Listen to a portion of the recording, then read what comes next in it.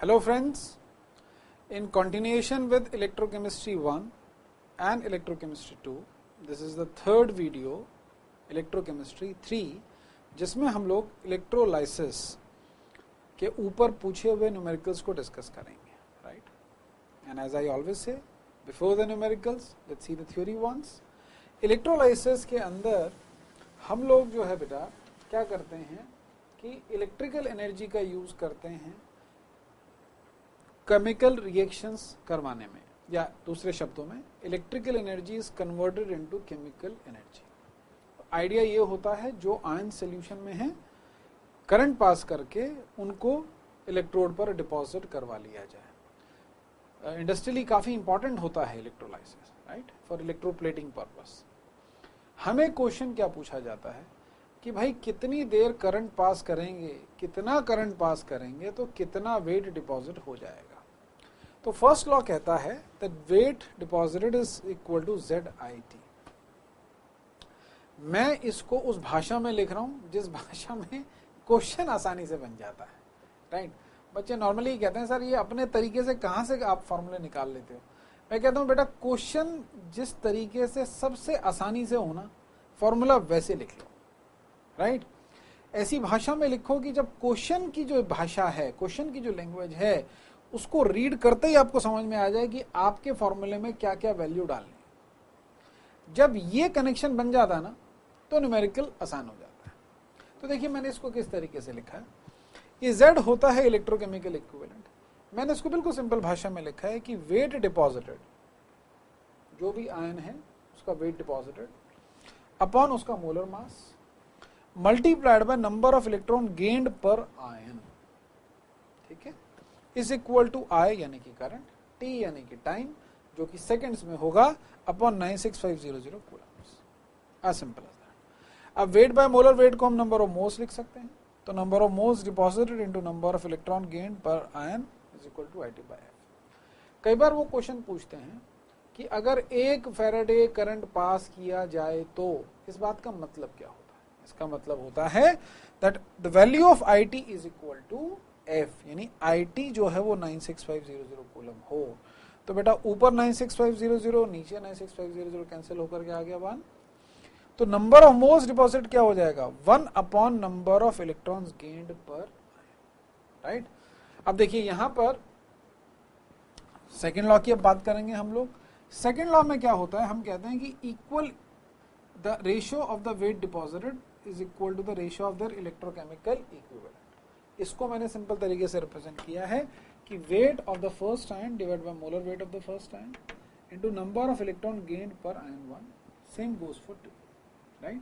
अब आप लोग सोच रहे होंगे सर ये नंबर ऑफ इलेक्ट्रॉन गेन का क्या कॉन्सेप्ट. देखिए बहुत सीधी सी बात है. Na प्लस कितने इलेक्ट्रॉन गेन करेगा Na बनने के लिए, आप बोलेंगे sir 1, Mg2 plus 2, A3 plus 2, right?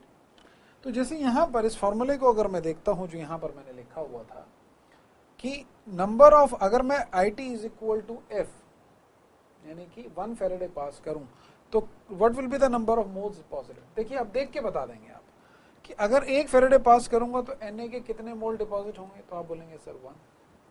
Mg के कितने होंगे, तो आप बोलेंगे सर 1 डिवाइड बाय 2. एल्यूमिनियम के कितने होंगे, तो आप बोलेंगे सर 1 डिवाइड बाय 3. सिंपल है ना. NCERT के बैक एक्सरसाइज क्वेश्चन आप देखेंगे तो ऐसे क्वेश्चन दिए होंगे. और अब आप वर्बली कर सकते हो, आप वर्बली कर सकते हैं, पेन कॉपी कोई जरूरत नहीं, right? 1 divided by number of electrons gain, ऐसा तब जब आप 1 फैराडे पास कर रहे हैं तो. ओके, क्लियर है?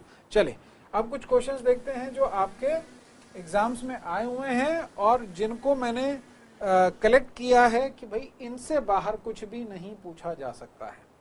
ठीक है, चलिए let's see the first question. ये कहते हैं कि silver is deposited on a metallic surface area this. ठीक है, क्या क्वेश्चन है देखिए, बहुत सिंपल सी बात है. वो कहता है आपके पास एक मेटालिक सरफेस है, right? Let us say that this is the metallic surface.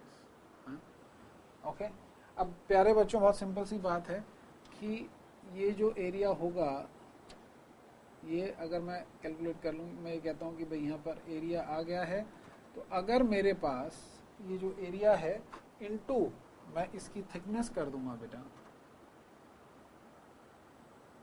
तो क्या निकल जाएगा, तो आप बोलेंगे सर ये तो वॉल्यूम बन जाएगा, है ना, राइट। देखिए क्वेश्चन की लैंग्वेज पढ़िएगा। अब वॉल्यूम हमें कैसे मिलती है, क्वेश्चन में देखेंगे आप ध्यान से, तो हम लोगों को डेंसिटी दिया हुआ है, तो volume is equal to weight upon density.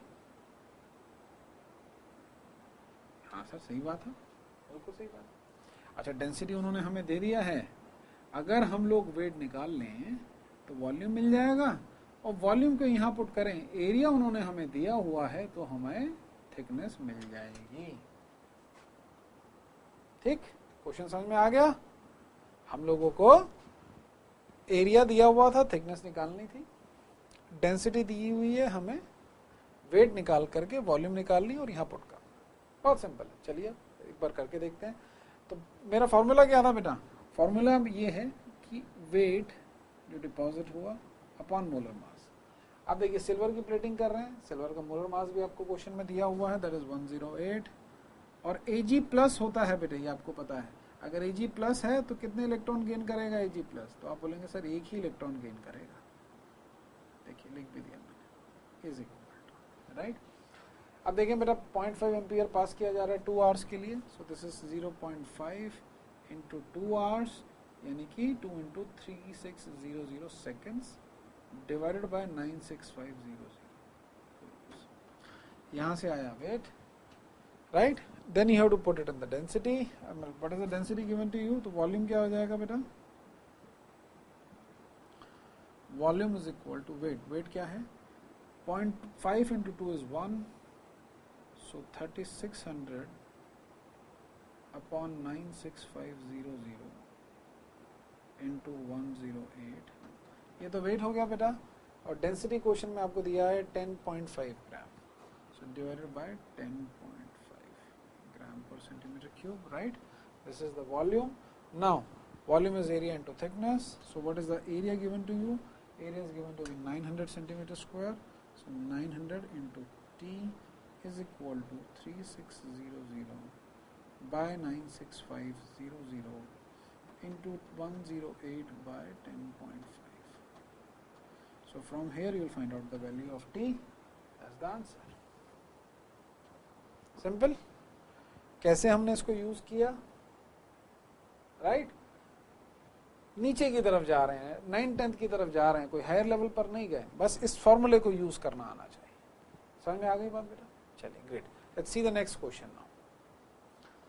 Okay, ये जो क्वेश्चन है this is based on the second law of Faraday, right. बहुत सिंपल सा क्वेश्चन है।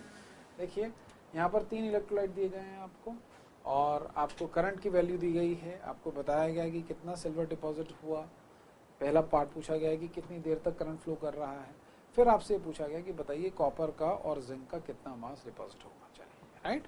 तो सबसे पहला पार्ट कि वेट कितना दिया गया हमें डिपॉजिट हुआ बेटा, 1.45 gram of silver, 1.45 gram of silver upon molar mass into 1 is equal to, current is 1.5 ampere, तो हम लोग इंटू टाइम जो कि हमें निकालना है by 96500, so we can find out the time from here. हाँ, so time will be 1.45 into 96500 upon 108 into 1.5. Step 1 calculation of time. हाँ, अब स्टेप 2 में उसने बोला है कि हम लोगों को कैलकुलेट करना है weight of copper and wait of zinc. So weight of copper upon 63.5 into 2 will be equal to this one, weight of silver 1.45 upon 108 into 1. Then solve it out, इसके आगे आप सॉल्व कर सकते हैं, बहुत सिंपल है। सिमिलरली चलिए last point तक मैं लिख दूं, क्योंकि मैं चाहता हूं कि बच्चे इसी तरीके से करें, यहाँ पर कोई कटिंग वगैरह करने की जरूरत नहीं है बेटा आपको। Right it till this point upon 2 into 108, right? And then कहीं पर रफ पर इसको सॉल्व करके give the answer in grams like this. अब स्टेप 3 को देखते हैं बेटा। So weight of zinc upon 65.4 into 2 is equal to 1.45 108 into same way आप लिखेंगे, right. Got the answer. Stepwise देख लिया कैसे लिखना है, आंसर में यूनिट्स देनी है, clear, fine. Let's see the next question. How many moles, अब देखिए यहां पर क्या किया गया है, वेट की जगह पर मोल्स में कन्वर्ट कर दिया गया है। मैंने फॉर्मूला आपको इसीलिए लिख करके दिया था, राइट। तो you will write number of moles of mercury into number of electrons। बेटा यहाँ पर देखिए HgNO3 होल ट्वाइस है, यानी Hg 2+ आयन यहाँ पर ले रहे हैं, 2 electron is equal to the value of current is 2 amperes for 3 hours on 96500। you can calculate simply, single step का है ये। 2 मार्क का क्वेश्चन हो गया। Number of moles is equal to 3 into 3600। यहाँ पे लिख देता हूँ एक बार, number of moles of Hg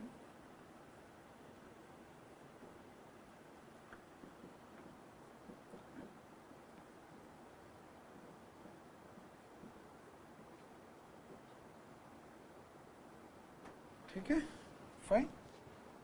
so this is all that they can ask. यही बातें वो पूछ सकते हैं, इसके अलावा कुछ है नहीं, राइट। अब मैं आप लोगों से यही जानना चाहूंगा बच्चों कि after seeing all the 3 videos of electrochemistry 1, 2 and 3, numerical आसान लग रहे हैं, कर सकते हैं, पता लग गया क्या क्या पूछा जाएगा आप लोगों से, कैसे उसको सॉल्व करना है, कैसे रिप्रेजेंट करना है। प्लीज़ वीडियो के नीचे कमेंट्स ज़रूर दीजिएगा कि ये टॉपिक आसान बना आप लोगों के लिए या नहीं बना। और अगर कोई भी क्वेश्चन आप देखते हैं, कहीं पढ़ते हैं और आपको लगता है कि सर ये मुझसे सॉल्व नहीं हो पा रहा, तो please send it to me, I will give you a video on that also, right. Thank you so much.